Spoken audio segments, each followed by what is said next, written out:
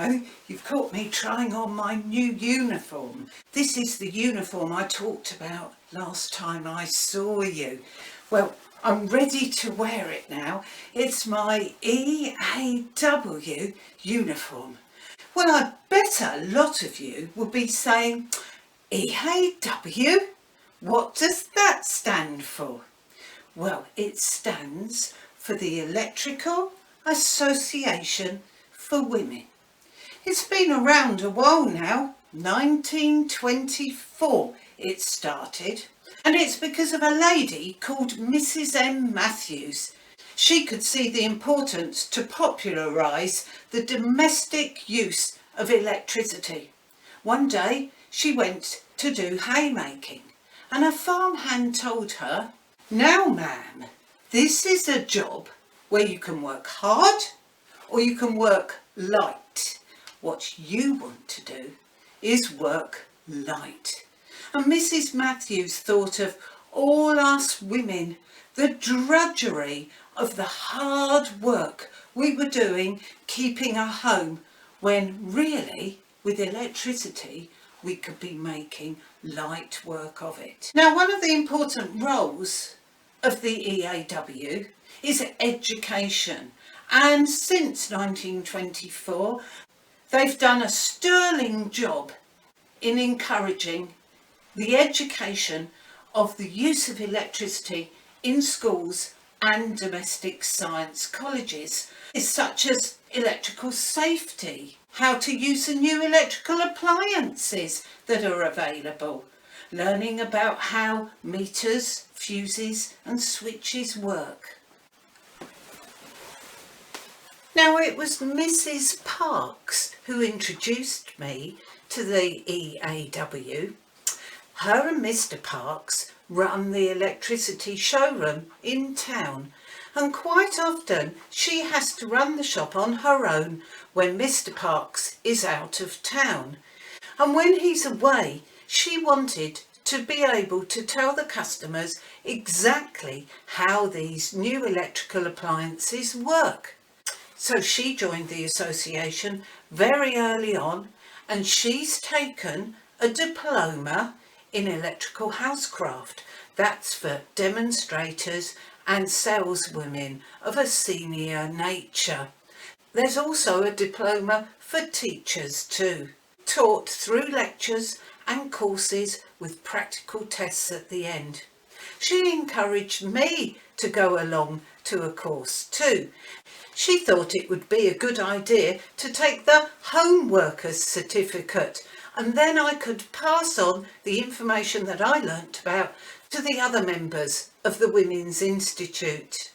I'm very proud of my certificate.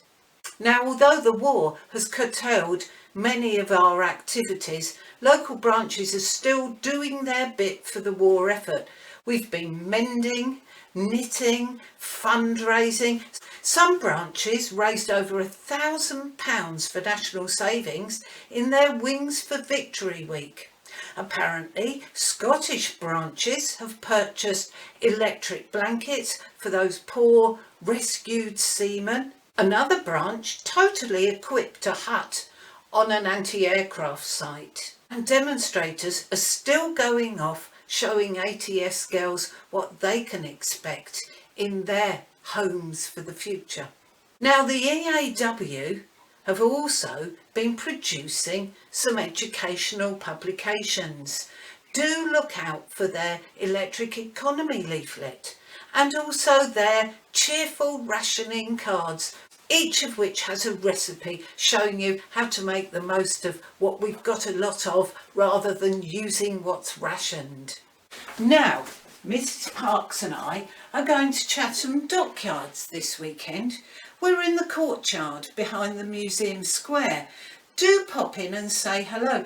Have a chat to Mrs. Parks if you've got any worries about using electricity in your home. She might even encourage you to join the E.A.W. and I'll be showing you how you can be economical with electricity in your home, especially in the kitchen. So if you're around the dockyards, make sure you pop in. And next week I'll be wearing my new uniform when I'm helping out in the mobile welfare trailer to those isolated searchlight and anti-aircraft sites. We'll be taking for those servicemen and women tea, food, a mobile library, and those little things that bring a bit of home comfort into their lives. But meanwhile, I'm off to try a recipe that the cook in the kitchen that supplies the canteens has given me.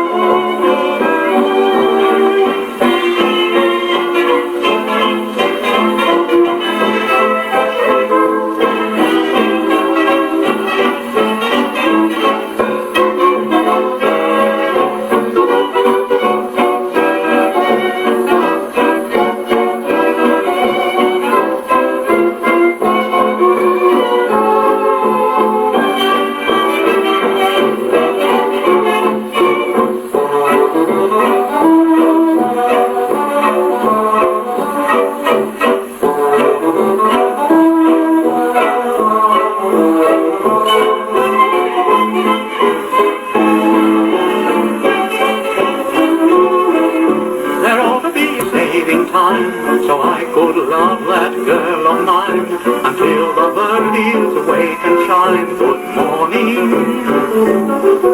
There ought to be a law in clover time to keep that moon out over time, to keep each lover's lady bride till morning. You'd better hurry up, hurry up, hurry up, get busy today. You'd better croon a tune to the man up in the moon. And here's what I say: there ought to be a moonlight saving time, so I could love that girl of mine until the bird is awake and shine. Good morning.